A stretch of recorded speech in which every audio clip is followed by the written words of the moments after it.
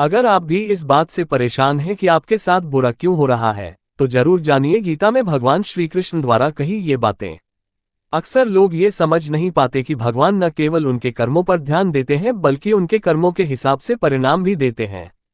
भगवान कभी भी किसी के कर्मों को नजरअंदाज नहीं करते।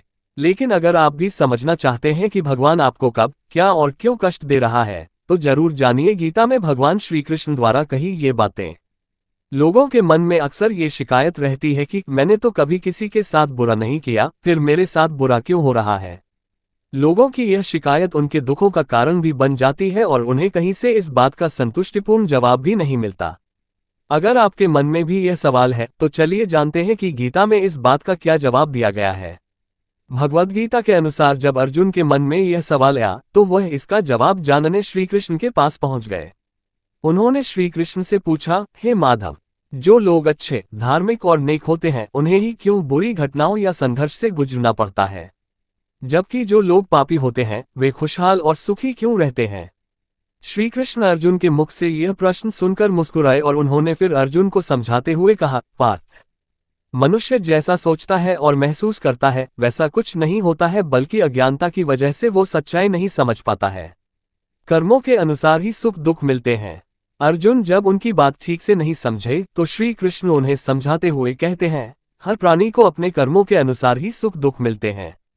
अर्थात जो अच्छे कर्म करता है उसे अच्छा फल मिलता है और जो बुरे कर्म करता है उसे बुरा फल मिलता है, क्योंकि अच्छा कर्म और बुरा कर्म इंसान पर ही निर्भर करता है।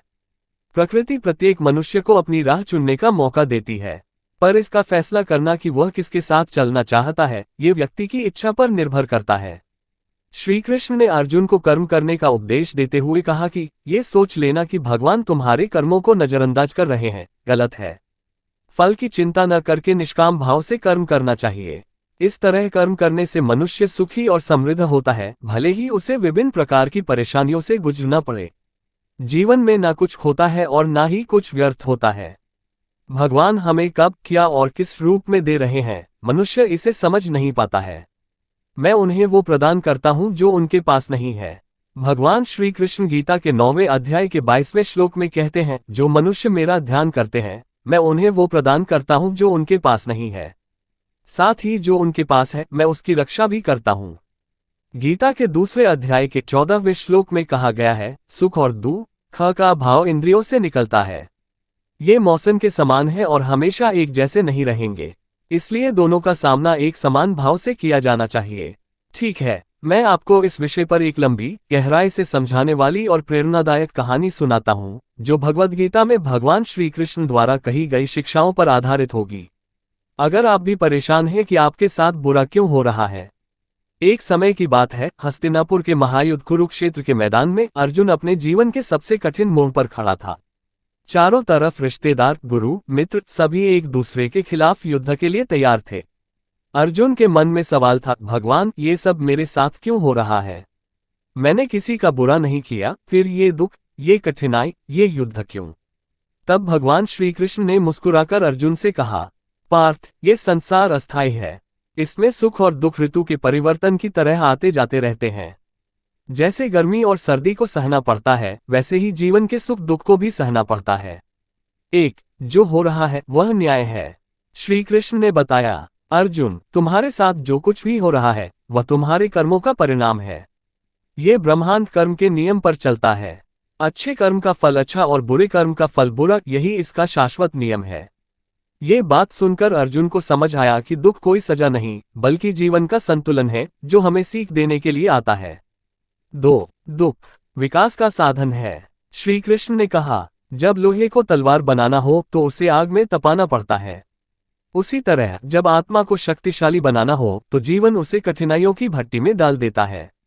दुख हमारे भीतर छिपी ताकत को जगाता है। अगर दुख न हो तो इंसान न सीखता है और न ही बदलता है। 3. आसक्ति ही दुख का कारण है। तुम्हारा दुख इस बात से है कि तुम चीजों और लोगों को अपना मान बैठे हो। याद रखो, कुछ भी स्थायी नहीं है। जो आज है कल चला जाएगा, इसलिए अपने कर्तव्य पर ध्यान दो, परिणाम की चिंता मत करो। 4. वर्तमान में जियो। श्री कृष्ण ने गीता में कहा, कर्मण्येवाधिकारस्ते मा फलेषु कदाचन। तुम्हारा अधिकार केवल कर्म करने पर है, फल पर नहीं। यानी कि अतीत के पछतावे और भविष्य की चिंता में मत जियो, बस आज जो सही है वह करो।